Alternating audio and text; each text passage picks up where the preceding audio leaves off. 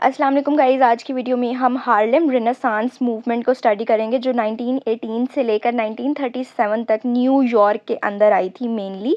और ये वो वाला रेनेसांस पीरियड नहीं है जिसमें इंग्लिश लिटरेचर ने बहुत फ़रोग पाया था। ये हार्लेम रेनेसांस है और ये ब्लैक अमेरिकन्स की, यानी जितने भी अफ्रीकन अमेरिकन्स थे उनकी एक मूवमेंट है, कल्चरल, सोशल, आर्टिस्टिक मूवमेंट है। इस मूवमेंट को न्यू नेग्रो मूवमेंट भी कहा जाता है और ये अफ्रीकन अमेरिकन्स जितने भी थे वो राइटर्स हो गए, पोइट्स हो गए, म्यूजिशियंस हो गए या आर्टिस्ट हो गए, उन्होंने अपनी आइडेंटिटी को एक्सप्रेस करना शुरू किया। उनकी जो स्ट्रगल्स थी, अब जितनी भी वो अमेरिकन सोसाइटी में रहते हुए फील कर रहे थे या उनको वो जो अपनी आइडेंटिटी को लेके प्राउड फील करते थे deep down with in themselves, उन्होंने वो थ्रू आर्ट, यानी जिसकी जो भी आर्ट थी कंसेक्यूटिवली उन्होंने उसमें अपना डिस्क्राइब करना शुरू कर दिया अपनी मेन फीचर्स। अगर हम इस मूवमेंट के देखें तो पहली बात तो सेलिब्रेशन ऑफ ब्लैक आइडेंटिटी थी, यानी कि उन्होंने अपने आप को ओन किया कि हमारी ये आइडेंटिटी है, ये चेंज नहीं हो सकती। और उनका जो अफ्रीकन हेरिटेज था उन्होंने उसको बहुत ज़्यादा उसको सेलिब्रेट भी किया, उसको डिस्क्राइब भी किया डीपली।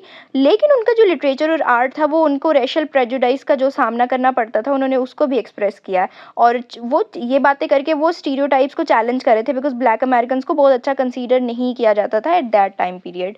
सोशल प्रोटेस्ट भी था, ऑब्वियसली सोसाइटी में रहते हुए वो रेसिज्म को फेस कर रहे थे, सेग्रीगेशन को फेस कर रहे थे, इवन इनइक्वालिटी भी थी राइट्स की अमेरिका के अंदर उनको। तो उन्होंने अपने ये जो प्रॉब्लम्स थे सोसाइटी में रहते हुए उन्होंने उसको एक्सप्रेस किया। फिर राइटर्स ने इन चीज़ों को आर्ट में यूज़ किया, जैसे सोशल चेंज लाने की बात वो कर रहे थे, यानी जब वो एक चीज़ पे आवाज़ उठाएंगे राइटर्स तो फिर कहीं ना कहीं सोसाइटी के अंदर रेवोल्यूशन भी आती है। तो वो एक ये इनकी अपनी तरफ से ट्राई थी कि हम इस तरह से अपनी स्पेस जो है हमारी हम ले लेंगे।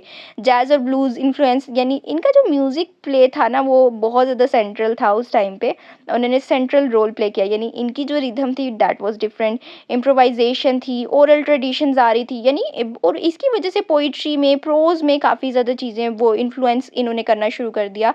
तो जैसे चीज़ें जैसे थोड़ी चेंज होती गई।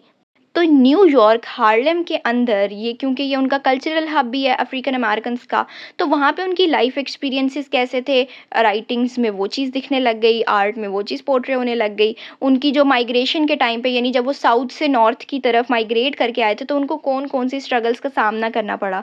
अब इस सारी चीज़ों से क्योंकि ये लोग बहुत ज़्यादा डिप्रेस नहीं थे, यानी इन्होंने अपने लिए आवाज़ उठाई, तो देवर स्ट्रॉन्ग, कॉन्फिडेंट और independent expression of the new नेग्रोज, यानी इन्होंने एक इनकलाब सा लेकर आए, इन्होंने न्यू लिटरेरी वॉइस लेकर आई। यानी ऐसा नहीं था कि राइटर्स जो है वो पेसिमिस्ट होकर लिख रहे थे, नहीं, वो अपनी आइडेंटिटी के लिए आवाज़ उठा रहे थे and they were so bold and confident. Major writers की बात करें तो सबसे पहले तो हमारे पास लैंगस्टन हगिस आ जाते हैं, यानी ये तो ही is the poet of the Harlem Renaissance. इनके जो वर्क्स हैं जैसे Negro speaks of rivers, let America be America again, Zora Neale Hurston के वर्क्स हैं their eyes were watching God, Claude McKay का if we must die, strong protest है poetry के through. फिर काउंटन कुलिन का लें तो कंबाइंड इन्होंने रोमांटिक स्टाइल को कंबाइन कर दिया रेशल थीम्स के साथ। जेम्स जॉनसन का lift every voice and Singh, often called the black American का, ये एक नेशनल एंथम कंसीडर किया जाता है। फिर जैज़ आइकन्स जैसे ड्यूक एलिंगटन, लुइस आर्मस्ट्रॉन्ग, इन्होंने भी कल्चरल सीन को काफ़ी ज़्यादा शेप आउट किया। हार्लेम रेनेसांस टाइम पीरियड की थीम्स हम देखें तो रेशल प्रेजुडिस, ब्लैक कॉन्शियसनेस, यानी वो एकदम से उनको अवेयरनेस मिली कि नहीं हमें अपने लिए आवाज़ उठानी है, ये एक मेजर थीम है।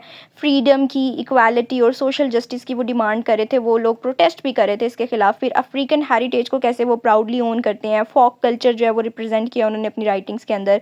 लेकिन उनको इस सब के साथ साथ अर्बन स्ट्रगल्स का सामना था तो वो भी पोर्ट्रे होती गई, माइग्रेशन स्टोरीज आई, होप भी था, ऑप्टिमिज्म भी थी, क्रिएटिविटी भी थी। तो ये मेजर थीम्स हो गई इस टाइम पीरियड की। तो अगर हम देखें हार्लेम रेनेसांस को तो ये सिर्फ एक ऐसी लिटरेरी मूवमेंट नहीं थी, ये कल्चरल रेवोल्यूशन थी। मतलब पहले उन्होंने प्रोटेस्ट किया, देन उन्होंने वो चीज़ें गेट की। इसकी वजह से अमेरिकन जो थे, जितने भी अफ्रीकन अमेरिकन थे, उनको वॉइस मिली अपनी, उनको पावर मिली, उनको उनकी क्रिएटिविटी को चांस मिला। और इसकी वजह से मॉडर्न अमेरिकन कल्चर जो था या लिटरेचर था, म्यूज़िक है, सिविल राइट्स मूवमेंट्स हो गई, तो वो उनको भी शेप आउट किया इन्होंने। यानी ये सिर्फ लिटरेचर की हद तक महदूद नहीं था, डेकेड्स तक ही इसका इनकलाब रहा।